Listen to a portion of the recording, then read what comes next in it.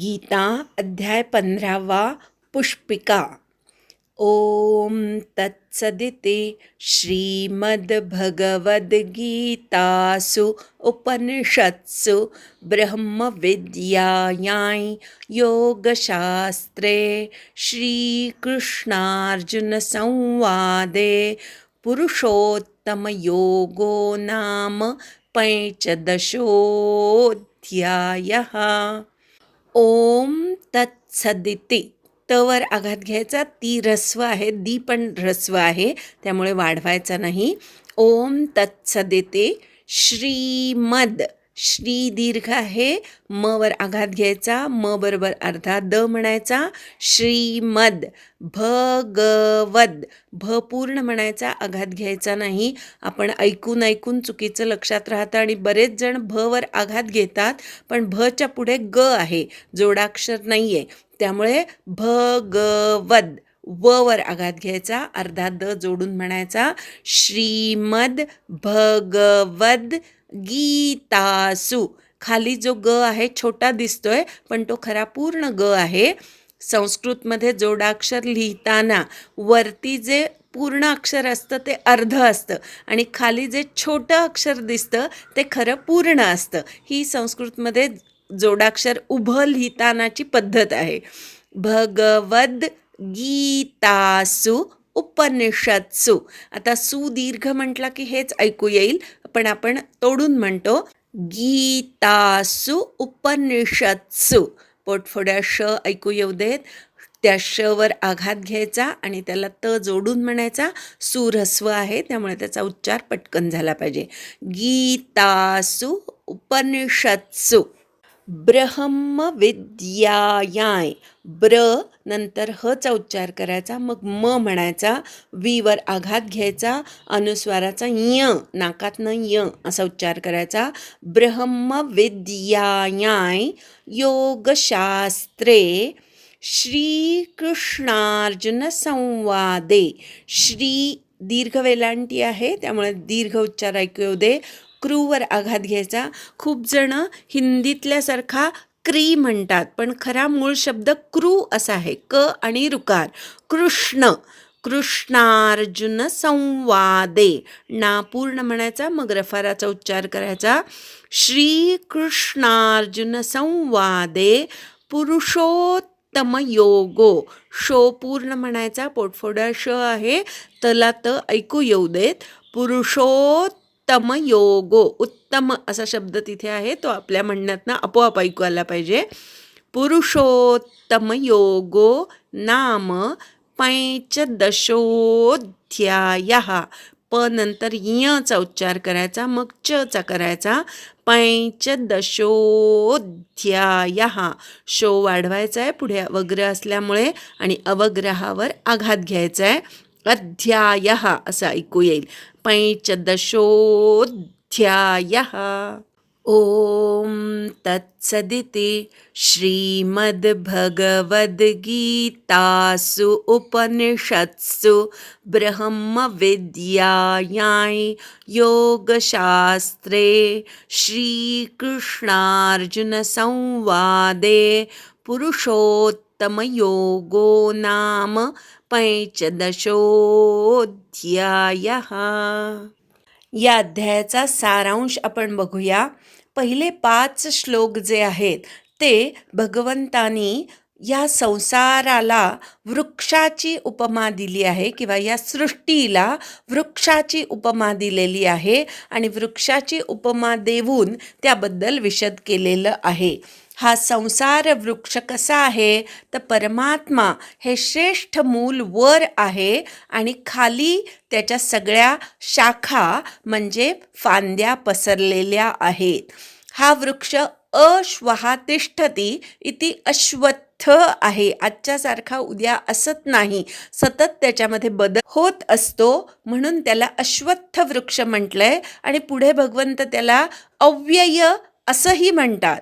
एखादी गोष्ट जेव्हा खूप जोरात फिरत असते तेव्हाही ती स्थिर असल्यासारखी दिसते आणि एखादी गोष्ट जेव्हा अगदी हळू फिरत असते तेव्हासुद्धा स्थिर आहे असं वाटतं. हा संसार वृक्ष, त्याच्यामध्ये जे बदल होतात ते अत्यंत हळूहळू होतात.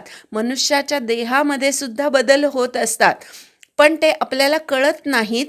बालपण संपून तारुण्यात कधी येतो ते आपल्याला कळतही नाही, कारण हा सगळा बदल अत्यंत सावकाश होत असतो. म्हणून त्याला अश्वहा तिष्ठती, म्हणजे आजच्यासारखा उद्या नसतो असंही म्हटलंय आणि अव्ययही म्हटलंय, कारण हे बदल अत्यंत सावकाशपणे होत असतात.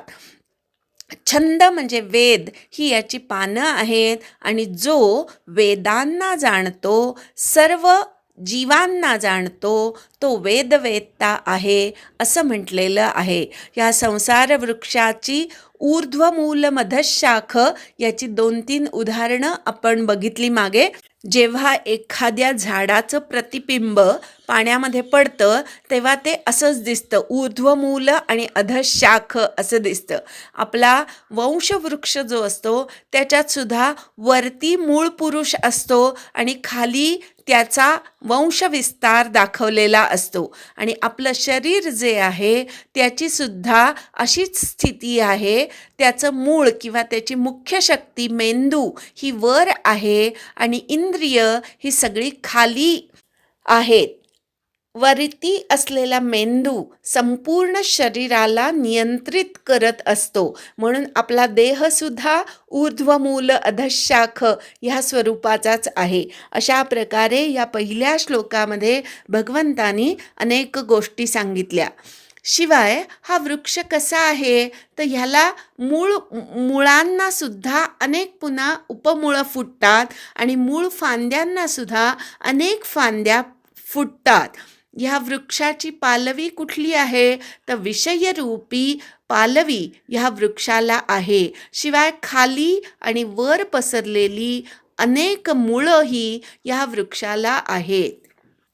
ती मुळं कुठली तर सत्कर्म करायचं आणि देवयोनी प्राप्त करून घ्यायची, सांसारिक कर्म करायची आणि पुन्हा पृथ्वीवरच जन्म घ्यायचा आणि असत कर्म किंवा पापात्मक कर्म करून अधयोनीमध्ये जन्म घ्यायचा.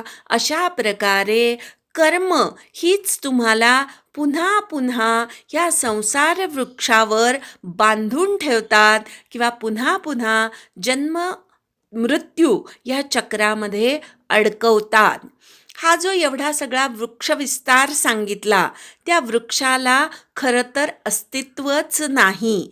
हा वृक्ष रूपकात्मक आहे आणि तरीसुद्धा अज्ञानरूपी जी खाली वाढलेली मुळं आहेत ती आपल्याला छेदून टाकायची आहेत आणि मूळ परमात्म्यापर्यंत किंवा ऊर्ध्वमूल असलेल्या परमात्म्यापर्यंत जाऊन पोहोचायचं आहे. खाली ही अनंत वाढलेली अज्ञानरूपी मुळं कशाने छेदायची आहेत तर असंगरूपी शस्त्राने या दृढमूल असलेल्या अज्ञानरूपी मुळांना छेदून परमात्मतत्वाचा, त्या तत्पदाचा शोध घ्यावा असं भगवंत म्हणतात. कुठल्या तत्पदाला जायचं आहे आपल्याला तर त्या आद्य पुरुषाला मी शरण आहे. ज्या आद्य पुरुषाने पूर्वी ह्या संपूर्ण संसार वृक्षाची निर्मिती केली त्या आद्य पुरुषाला मी शरण आहे. हा विचार करणं किंवा ह्या भावाने परमात्मतत्वाचा शोध घेणं हा परमात्मतत्वाला शोधण्याचा किंवा परमात्मतत्वाकडे जाण्याचा मार्ग आहे. पुढे तुम्ही जेव्हा परमात्मतत्वाचा शोध घेता तेव्हा वाटेमध्ये कोण कोण लागेल. एखाद्याच्या घरी जाताना जशा आपण खुणा सांगतो तसं भगवंत सांगतायत की तुम्ही जेव्हा माझ्या घरी याल तेव्हा कोण कोण वाटेत लागेल. मानमोह लागतील, संगातून निर्माण होणारे दोष लागतील, ते सगळे काढून टाकावे लागतील. अध्यात्मज्ञानामध्ये नित्य राहावं लागेल. अध्यात्मज्ञानामध्ये नित्य राहता येत नाही, कारण 5 अडथळे आपल्या ह्या साधनेमध्ये येतात. लय म्हणजे आळस किंवा झोप, विक्षेप म्हणजे प्रपंचाला सत्य मानणे, कषाय म्हणजे प्रपंचाची आसक्ती, मुलं बाळं घर याच्याबद्दल जी आसक्ती असते ती, रसास्वाद म्हणजे विषय उपभोगामध्ये रमणे. ही 4 विघ्न आपल्या अध्यात्म साधनेमध्ये येतात. ह्या विघ्नांना दूर करून नित्य अध्यात्मामध्ये राहणं हे भगवंतानी पुढे सांगितलेलं आहे.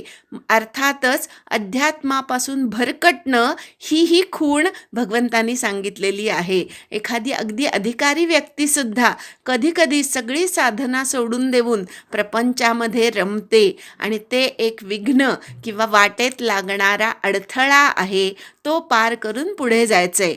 अनेक कामना निर्माण होतात, त्याही त्यागून पुढे जायचं आहे. सुखदुःख नावाची जी द्वंद्व आहेत त्या द्वंद्वांपासून विशेषत्वाने मुक्त व्हायचं आहे.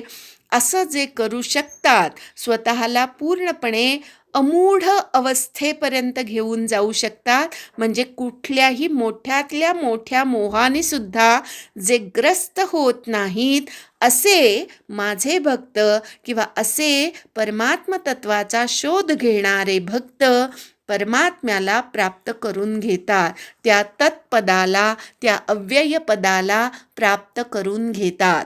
6व्या श्लोकामध्ये भगवंतानी स्वतःच्या घरचा पत्ता दिलाय बरं का, की माझं घर कसं आहे, चंद्र सूर्य अग्नी ज्याला प्रकाशित करू शकत नाहीत ते माझं धाम आहे. फक्त एक खूण सांगतो की जिथे गेल्यानंतर पुन्हा जन्माला यावं लागत नाही, असं जे स्थान किंवा असं जे धाम ते माझं परमधाम आहे. हा भगवंतानी इथे त्याच्या घरचा पत्ता आपल्याला देऊन ठेवलेला आहे. सगळ्यांनी आपल्याला त्या तत्पदाचा शोध घ्यायचा आहे. इथपर्यंत झाल्यानंतर 7 ते 11 ह्या श्लोकांमध्ये जीवात्म्याचा आणि परमात्म्याचा काय संबंध आहे ते भगवंतानी उलगडून सांगितलेलं आहे. जीवरूप झालेला आत्मा हा माझाच सनातन अंश आहे आणि तो काय करतो, मनासह 5 ज्ञानेंद्रियांना प्रकृतीतून, 8 प्रकृतीतून आकर्षित करून घेतो आणि जे शरीर त्याला प्राप्त झालेलं आहे किंवा जे शरीर त्याला सोडून द्यायचं आहे त्या शरीरामध्ये प्रवेश करतो किंवा त्या शरीरातून बाहेर पडतो. जीवात्म्याचं देहामध्ये प्रवेश करणं आणि देहातून बाहेर पडणं इतकं सहज आहे की वायू जितक्या सहजपणे गंधाला त्याच्या आशयामधून म्हणजेच त्याच्या स्थानातून घेऊन जातो, सहजपणे घेऊन जातो, त्याप्रमाणे जीवात्मा शरीरातून बाहेर पडताना सुद्धा तितक्याच सहजपणे बाहेर पडतो आणि गर्भामध्ये प्रवेश करताना सुद्धा तितक्याच सहजपणे प्रवेश करतो.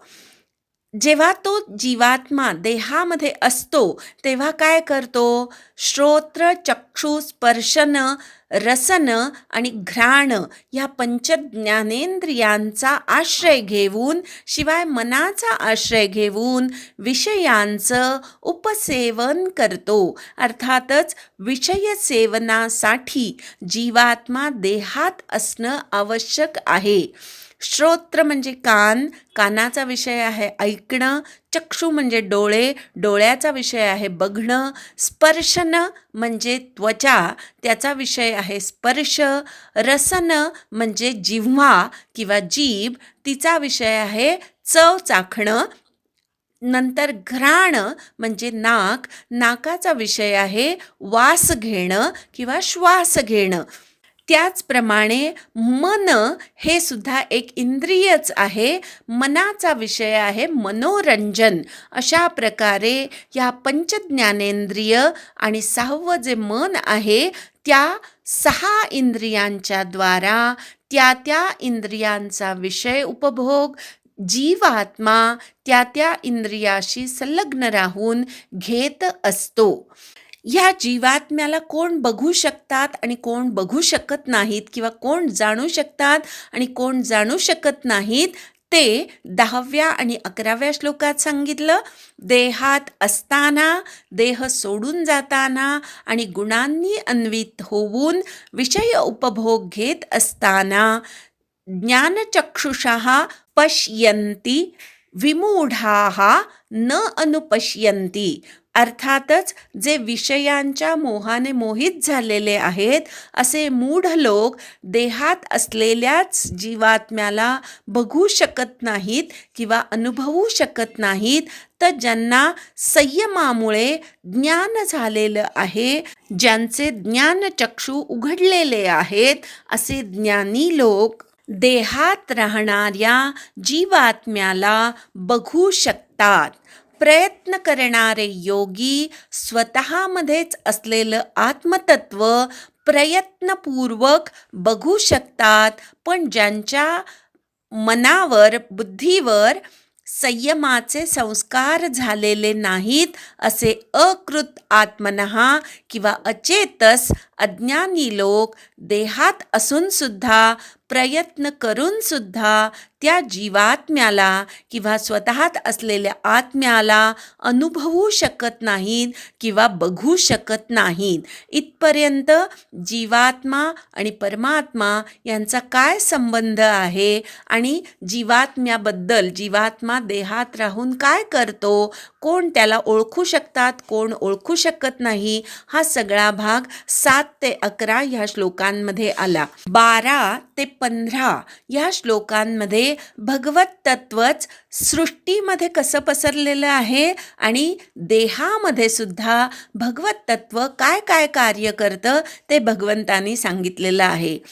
सृष्टीला उजड आणि तेज देणारा सूर्य, चंद्र आणि अग्नी ह्यामध्ये जे तेज आहे ते भगवंताचंच तेज आहे असं भगवंत सांगतात. त्याचप्रमाणे भगवत तत्वच पृथ्वीमध्ये गुरुत्वाकर्षण शक्तीच्या रूपाने अवतरतं आणि सर्व जीवांना धरून ठेवतं. त्याचप्रमाणे चंद्ररूपाने सर्व वनस्पतींचं किंवा औषधींचं पोषणही परमात्मा करत असतो. सर्व जीवांच्या पोटामध्ये वैश्वानर रूपाने तो परमात्मा राहतो. अग्नी आहे वैश्वानर हा, आणि त्या वैश्वानर अग्नीच्या रूपामध्ये तो प्रत्येक जीवाच्या पोटामध्ये राहतो. प्राण आणि अपान यांनी युक्त होऊन 4 प्रकारच्या अन्नाचं पचन भगवंतच करत असतो. हृदयामध्ये राहून हृदयाची क्रियासुद्धा तोच चालवत असतो. स्मृती, ज्ञान आणि अपोहन ह्या ज्या क्रिया आहेत त्या भगवत कृपेनेच होत असतात. वेदांचा कर्ता, सर्व वेद पूर्णपणे जाणणारा भगवंतच आहे आणि वेदांच्याद्वारे ज्याला जाणून घ्यायचं तोही भगवंतच आहे. इथपर्यंत भगवंताने स्वतःचं स्वरूप उलगडून सांगितलं. पुढे सांगतात की क्षर आणि अक्षर पुरुष हे 2च प्रकारचे पुरुष या सृष्टीमध्ये आहेत. जे नाशिवंत आहे ते क्षरपुरुष या नावाने ओळखलं जातं, तर जे अविनाशी आहे जीवात्मा त्याला अक्षर पुरुष किंवा कूटस्थ असं म्हटलं जातं. या क्षर अक्षर पुरुषांशिवाय एक उत्तम पुरुष आहे आणि त्याला वेदांमध्ये पुरुषोत्तम किंवा परमात्मा असं म्हटलं जातं. तो परमात्मा तिन्ही लोकांमध्ये प्रवेश करून सर्व जगताचं पोषण करत असतो. त्यालाच ईश्वर असंही म्हटलं जातं. क्षर आणि अक्षराच्या पलीकडे असणारा किंवा क्षर अक्षराहून अत्यंत उत्तम असणारा असा हा परमात्मा किंवा ईश्वर वेदांमध्ये आणि या तिन्ही लोकांमध्ये पुरुषोत्तम ह्या नावाने प्रथित म्हणजे प्रसिद्ध झालेला आहे. शेवटच्या 19 आणि 20व्या श्लोकांमध्ये भगवंतांनी सांगितलेलं आहे की हे गुह्यतम तत्वज्ञान जो कुणी अमूढ व्यक्ती जाणतो त्याचप्रमाणे पुरुषोत्तमाला जो जाणतो आणि सर्व भावांनी त्या पुरुषोत्तमाचं किंवा माझं भजन करतो, तो कृतकृत्य आणि बुद्धिमान होतो. त्यासाठी भगवत तत्वाचं हे गुह्यतम तत्वज्ञान भगवंताने 9व्या अध्यायापासून सांगायला सुरुवात केली. इदं ते गुह्यतमं प्रवक्ष्याम्यनसूयवे. मी तुला गुह्यतम तत्वज्ञान सांगतो, अशी या तत्वज्ञानाची सुरुवात भगवंतांनी 9व्या अध्यायाच्या सुरुवातीला केली. आणि ह्या 15व्या अध्यायाच्या शेवटी भगवंतांनी म्हटलं, इति गुह्यतमं शास्त्रम. अशा प्रकारे हे सगळं गुह्यतम शास्त्र मया उक्तम, माझ्याकडून तुला सांगितलं गेलं.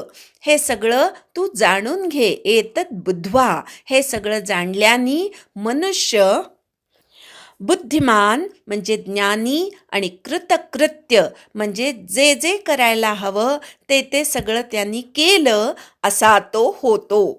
अशा प्रकारे भगवत तत्वाला जाणण्याचं फळही भगवंतानी इथे सांगितलं आणि पुरुषोत्तमाशी योग कसा साधून घ्यावा हे या अध्यायामध्ये सांगितलेलं आहे. ओम तत्सद असा परमात्म्याचा तिहेरी उल्लेख केला जातो.